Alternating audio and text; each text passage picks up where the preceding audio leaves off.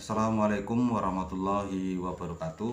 Masih di sini di channel Petani Agro 42. Di sini saya akan memberikan informasi untuk para petani agronomia atau petani tanaman hias, berbagai pengalaman khususnya untuk teknis ekspor tanaman hias.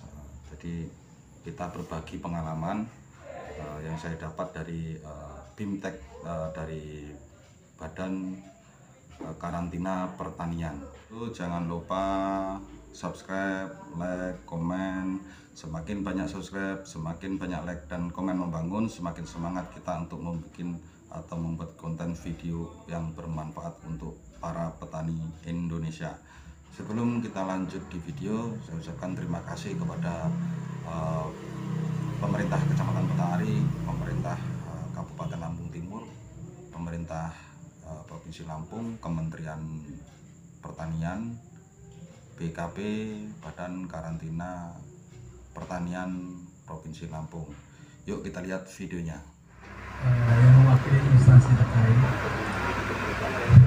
Bapak Ibu, para pengusaha atau petani yang berkaitan dengan tanaman hias, serta para undangan hadirin sekalian yang tidak dapat kami sebut satu persatu. Pertama-tama tentunya kami sampaikan puji syukur atas kehadiran Tuhan Yang Maha Allah Subhanahu wa Ta'ala, kita dapat berkumpul dalam suasana pandemi ini dalam kondisi sehat walafiat. Tidak ternilai karena kesehatan kita karena rahmat dari Yang Maha Esa. Bapak Ibu, izinkan kami menyampaikan materi terkait dengan mitigasi risiko UPT khususnya di nursery yang berkaitan dengan tanaman hias. Tentunya mohon maaf sekali lagi, kami bukan menggurui Bapak Ibu sekalian bahwa informasi yang berkaitan dengan pengetahuan mitigasi risiko ini dapat Bapak Ibu ambil di internet, ya, sangat mudah sekali informasi didapatkan. Tinggal mengimplementasinya bagaimana di usaha kita yang kita miliki. Jadi upaya ini merupakan informasi berkaitan dengan mitigasi risiko nursery. Mengapa begitu pentingnya mitigasi risiko ini?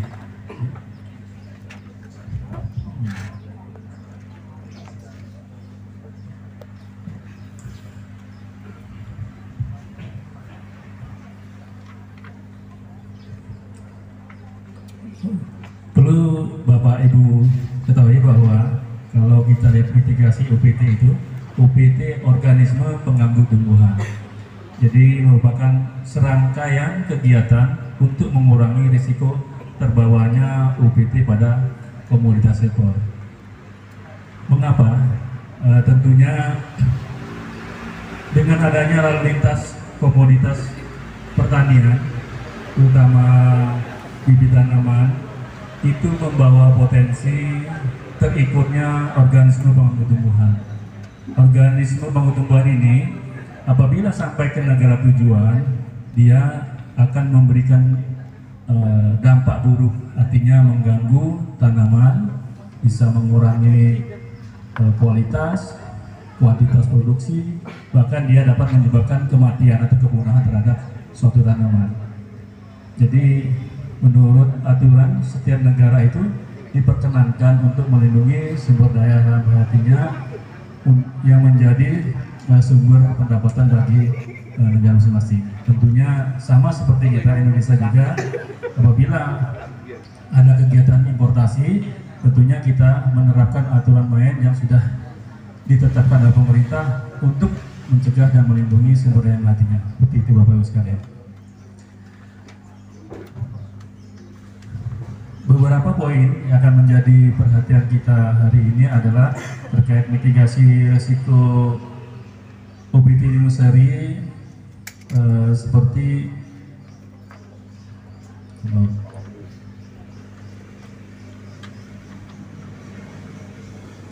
pertama adalah sertifikasi karantina tumbuhan, kemudian mitigasi UPT di kebun produksi, kemudian mitigasi di rumah kemas, kemudian mitigasi selama penyimpanan, mungkin ada di layar ya.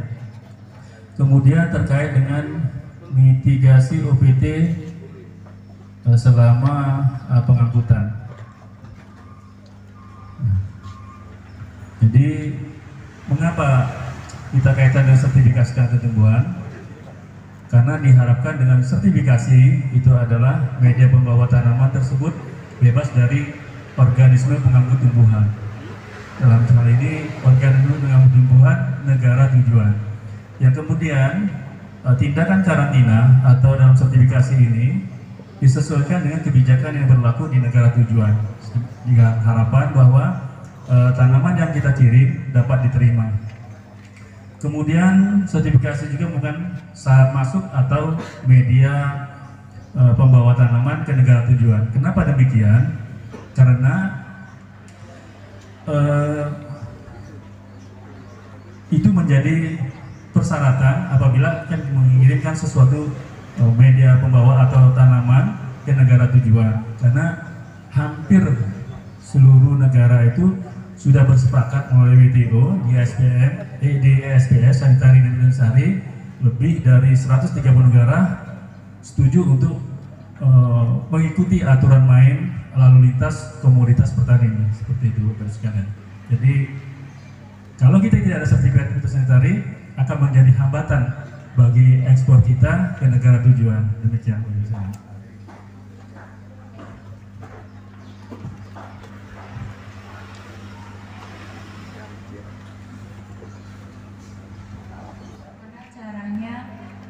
Menggunakan aplikasi untuk perizinan pertanian.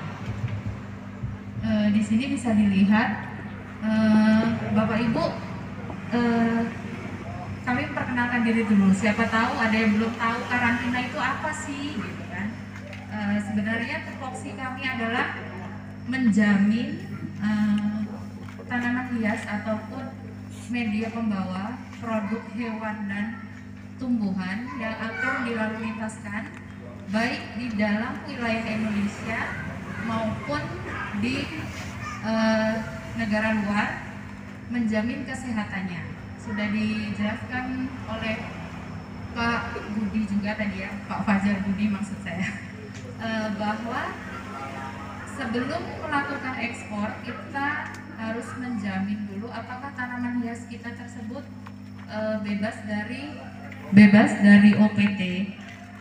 OPT tadi kan sudah dijelaskan apa saja. Nah, untuk saat ini OPT yang paling diutamakan atau paling yang menjadi concern di dunia perkarantinaan, artinya di dunia internasional, adalah OPT yang memang tidak terlihat. Artinya OPT itu terdapat atau bisa dilihat dengan mikroskop dan terdapatnya di jaringan akar tanaman hias. Oleh sebab itu, pada saat ini, sebagai contoh kemarin Pak, ada yang melakukan ekspor tanaman hias dari jenis alocasia kalau tidak salah dengan Syngonium itu ke Amerika. Nah, sebelum dilakukan pengiriman itu, kami melakukan treatment atau pengujian, kami sebut dengan tindakan karantina, untuk dipastikan dulu apakah bebas dari yang kami sebutkan tadi, yaitu nematoda. Nematoda itu mungkin Pak Fajar tadi menyinggung sedikit, seperti cacing. Nah, itu kami periksa dulu. Setelah diperiksa, barulah kami bisa memberikan PC atau Phytosanitary Certificate. Mungkin balik lagi di sini. Di sini kami menulisnya definisi baru karantina karena undang-undang kami diperbarui sebelumnya pada tahun 2019. Jadi kami ini melakukan sistem pencegahan terhadap keluar masuknya dan tersebarnya OPTK baik hewan maupun penyakit ikan karantina. Kalau karantina ikan itu satu badan yang terpisah dari kami. Ini selain memastikan kesehatan media pembawa, kami juga melakukan kepastian terhadap keamanan pangan segar asal tumbuhan. Next. Ini bisa dibaca juga dasar hukum kami melakukan tupoksi kami. Selanjutnya, next. Nah, di sini yang kami sampaikan juga ini sudah ada Bu, Bapak Ibu, sekarang kan sudah zamannya gadget ya. Jadi bisa mengakses dari handphone masing-masing untuk membuka link Barantan. Di situ juga tersedia bagaimana sih kalau kita mau ekspor maupun impor baik tanaman, misalnya benih ataupun produk lainnya yang berkaitan dengan hewan dan tumbuhan. Di sini persyaratan pertama itu harus melalui tempat yang telah ditentukan. Tempat yang ditentukan itu di mana aja? Di bandara udara, di kantor pos, dan pelabuhan penyeberangan. Nah, pelabuhan penyeberangan di sini kalau untuk yang ekspor atau impor di Pelabuhan Panjang, Bapak Ibu. Yang selanjutnya itu memenuhi kelengkapan dokumen. Apa saja yang diperlukan itu? Di sini kalau untuk mungkin untuk impor dan ekspor hampir berbeda sedikit, tapi intinya kita harus memiliki surat izin pengeluaran, atau mungkin teman-teman Bapak sudah sering ekspor ya Pak, itu disebut shipmentan, dan itu bisa kita ajukan juga via online. Nah, mungkin nanti kita sama-sama belajar ya Pak, saya juga kan belum pernah ekspor. Jadi mungkin Bapak bisa menceritakan apa sih kendalanya nanti untuk teman-teman yang lain. Next. Nah, di sini untuk ekspor kewajiban tambahannya selain itu tadi adalah surat izin pengeluaran tadi yang bisa diakses dari simple.pertanian.co.id. Kemudian kita juga harus tahu kalau kami nyebutnya impor permit, atau bila Bapak Ibu nanti akan melakukan ekspor, biasanya kan online ya kebanyakan, itu kita bisa bertanya dulu kepada buyer, atau bisa juga kita akses dari internet, itu apa sih syaratnya negara misalnya mau ekspor ke Amerika, syaratnya itu apa aja. Nanti biasanya buyer memberikan informasi bahwa karantina USD itu butuh apa aja. Sampai kepada kita bagaimana membaca atau memanfaatkan situasi. Kalau tanaman hias itu saya rasa happening atau booming itu bukan hanya di Indonesia ya, tapi di seluruh dunia. Apalagi masa pandemi ini orang suka lebih banyak berada di rumah. Nah itu. Kemudian terakhir ya semua sudah dikupas. Nah terakhir diskusi Pak Iqbal. Kita punya pengaduan masyarakat Pak. Jadi kalau ada masalah jangan disimpan dalam hati, ya. Tapi disampaikan kepada kami sehingga kami tahu keluhan Pak Iqbal dan teman-teman mungkin kalau ada permasalahan terkait dengan layanan karantina. Jadi memang etikat kami atau niat kami dalam berikan bimbingan ekspor ini salah satunya adalah menyederhanakan proses Pak, dan juga transparansi. Tadi disampaikan bahwa pembayaran itu jangan pakai uang cash, bayar itu pakai debit.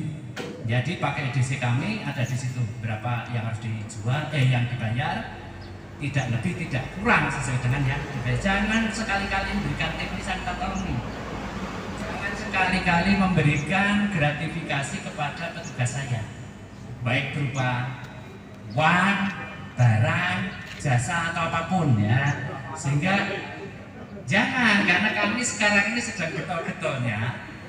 Nah ini mungkin informasi Bapak Ibu sekalian, kantor kami itu sekarang sudah meraih predikat WBK, wilayah bebas dari korupsi.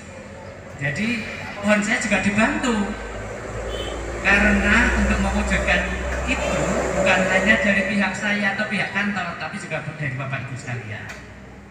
biaya pasti, caranya pasti, bayar juga sudah mudah seperti itu. Nah kemudian kalau ada mungkin kendala atau mungkin kelambatan atau apapun permasalahan layanan karantina, kita buka pengaduan dengan nomor call center 0811 799 3544. Nanti bisa dipotret Mas Iqbal ya. Jadi kalau nanti terjadi lagi, bukan aja ke situ, langsung tidak sampai 1-24 jam langsung kita respon secepatnya, karena ada petugas saya yang memang tugasnya melototin ini pengaduan masyarakat seperti itu.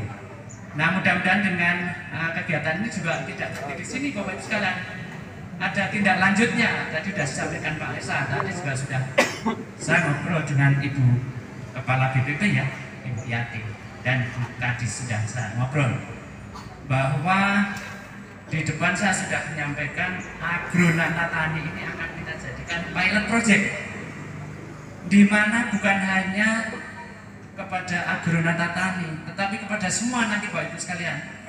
Kita semua sharing, Pak Andri sharing, sehingga nanti Andri yang lain akan tumbuh di Lampung Timur ini, Bu Kadis ya. Nah, dan harapan kita kesejahteraan masyarakat bisa meningkat dari aspek bisnis tanaman hias. Nah, itu Bapak Ibu sekalian. Niat kami adalah memberikan fasilitasi, kemudahan, layanan, pendampingan, simplifikasi terhadap proses karantina. Sekian video dari saya, semoga bermanfaat untuk para petani tanaman hias Indonesia. Jangan lupa like, subscribe, komen yang membangun. Wassalamualaikum warahmatullahi wabarakatuh.